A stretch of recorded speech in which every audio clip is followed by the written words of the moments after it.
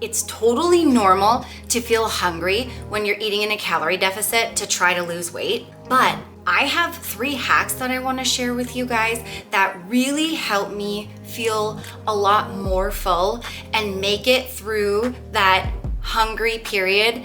And these hacks help me lose 130 pounds, and they also help me keep it off for over 9 years. But they're even more important right now because I'm trying to lose body fat and get in the best shape that I possibly can. As I lose more fat and I cut my calories lower, I do get more hungry, and these have really been helping me. I'm gonna share like some food and some workout ones. So, come on, buddy.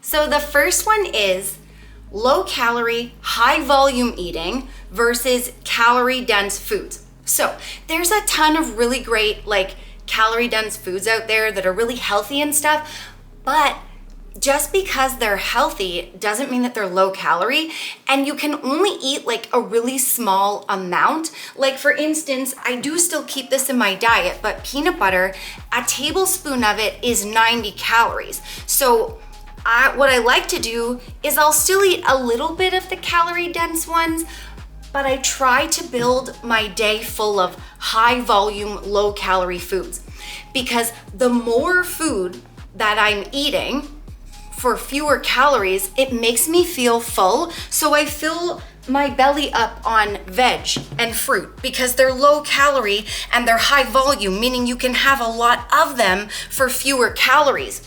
And if you guys watch like some of my full days of eating, and I did a recent one using my like 1600 calorie meal plan that I'm eating right now, and you can see how I choose as many low calorie, high volume foods as I can for every meal so that I can really get a lot of food for my calories. And that's what you want to try to do. You want to get like more bang for your buck. So look at all the nutrition labels and try to choose foods that you can eat a lot of while staying in your calories.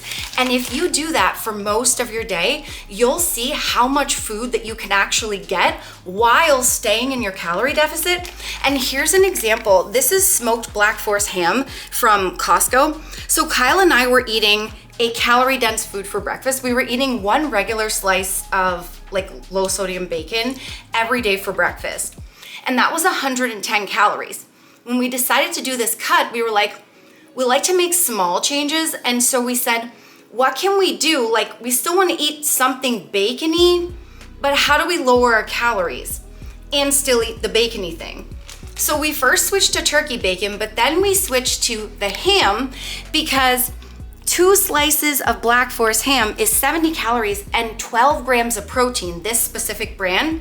So by switching from the bacon to the ham, we get 2 slices instead of 1, lowered our calories by like 40, and we increased our protein because 1 slice of bacon, I don't know off by heart, but I think it's only like 4 protein, where for 2 slices, it's 12 grams of protein for this. So that's an example of choosing a lower calorie, high volume food. Now we get 2 slices of ham every day instead of 1 slice of bacon. So we feel like we're eating more. We got the protein to help us feel full, and it's perfect. This is another switch that we're about to make. This is extra lean kielbasa. We were using pepperoni slices and ham and salami on our low-cal pizza. We decided this is more cost efficient and it's lowering our calories and increasing our protein by a few grams of protein. So that's another sneaky way we're gonna get quite a bit of this on our pizza.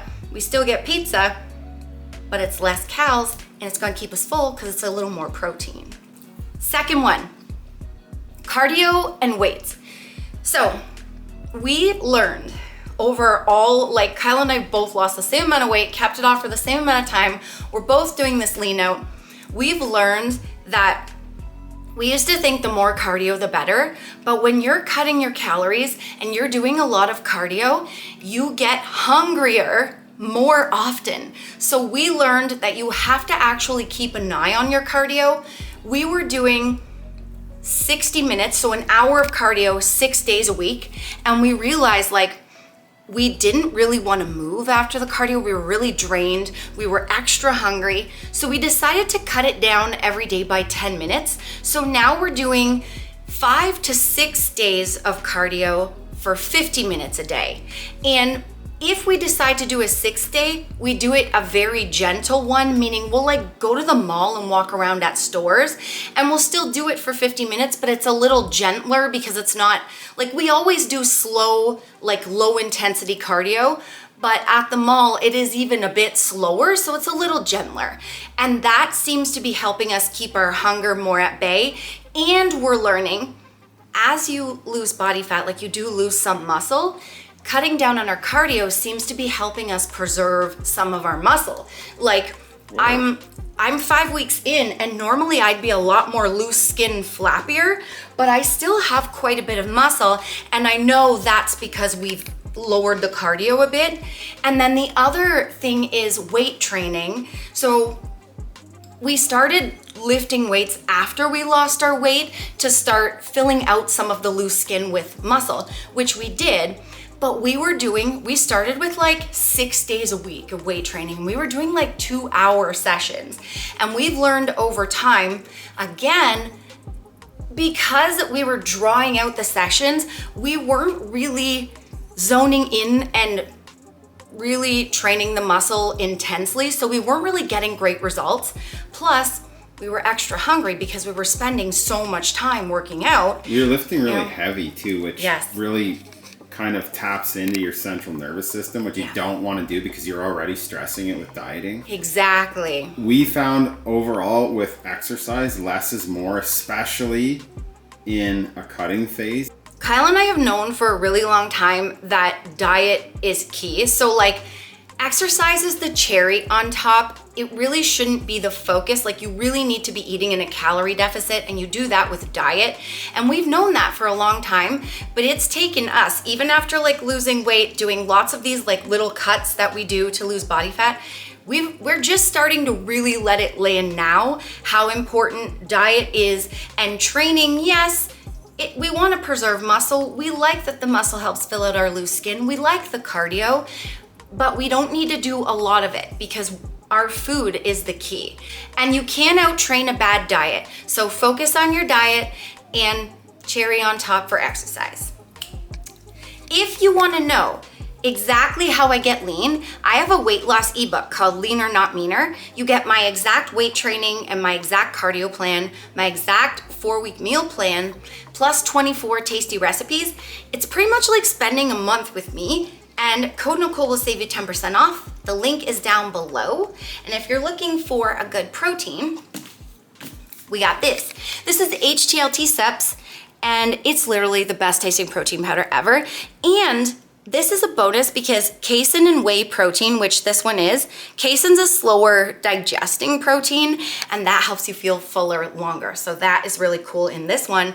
Plus the chocolate peanut butter flavor is super baller because Kyle and I keep craving that as we're cutting. So we've been using this a lot in our protein ice cream. Code Nicole will save you 15% off, and the link is down below. Going back to number 2, the basic hack for when it comes to exercise is less is more. If you want to do some, do it, but don't work yourself out and get exhausted. Just do a little bit and focus on your diet. The third one, rolling into protein and fiber. Put protein and fiber at every meal. So fiber is slow digesting and it'll help you feel fuller longer. And protein lowers your hunger hormone called ghrelin. So it also helps you feel fuller longer. So when you've got those two things going on at every meal, it really helps. It's a great trick. And I like to find like sneaky ways to fit more protein in things, but like some of my favorite fiber things are like ancient grain tortillas. We love these. We use these for a low calorie pizza. Regular, like just whole wheat Dempster's bread.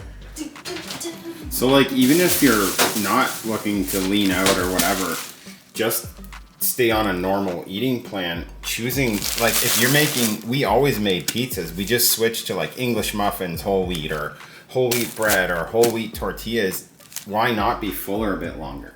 Exactly. Like, we love the regular bread and the regular tortillas, but we were finding they were like, we were getting hungry really fast after. So having the whole wheat or the whole grains instead really helped us feel fuller longer.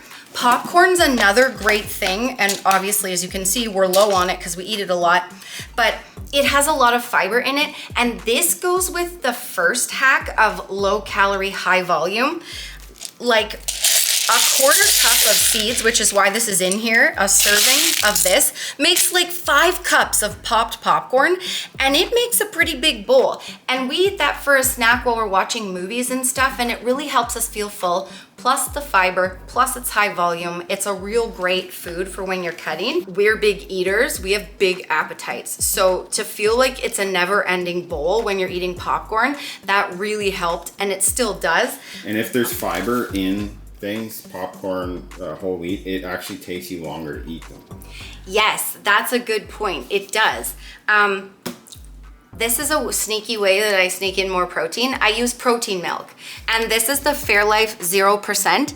It has 14 grams of protein where regular milk has only 9.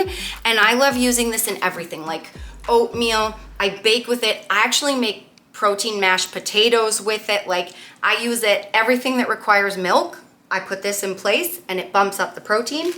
And then you guys know, if you've been watching the channel for a long time, like, these are things we always have in our fridge: Greek yogurt and cottage cheese, because they're really great protein sources and they're really versatile, and they help us make low-cal, high-volume snacks and desserts all the time. And then another sneaky, this is a fiber protein, is the protein oatmeal, and this is the maple brown sugar, the Kodiak one, and they have that just like at Walmart, and they have different flavors, and it's got 12 grams of protein per package, and I love it because I make it with the protein milk, and then you get even more protein. Diet is key.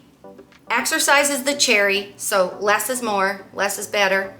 Focus on your diet, mostly low-cal, high-volume foods, and fit in protein and fiber anywhere you can, and that'll help you feel fuller longer so that it doesn't feel as hard and you don't feel like starving for every meal. Me and Nicole keep learning over the years, and when we do a lean out, we learn. So this time, we're getting even in better shape, and it's been the easiest lean out. And that's crazy, it's true. And we were just saying, like, we're pushing past where we've ever gone before. And this has been really important to have, like, these foods and these hacks. And that's why we wanted to share it with you. And another honest thing is, there are times where you are just gonna have to sit with the hunger. Like, sometimes you just can't fix it, but these things are gonna help you, really gonna make a difference. You also do have to learn how to sit with the hunger sometimes, but not to the point that you're starving. That's where these things will come in and help you. So thanks for watching. Love ya. Peace. Catch you in the next one, bud. Whoa.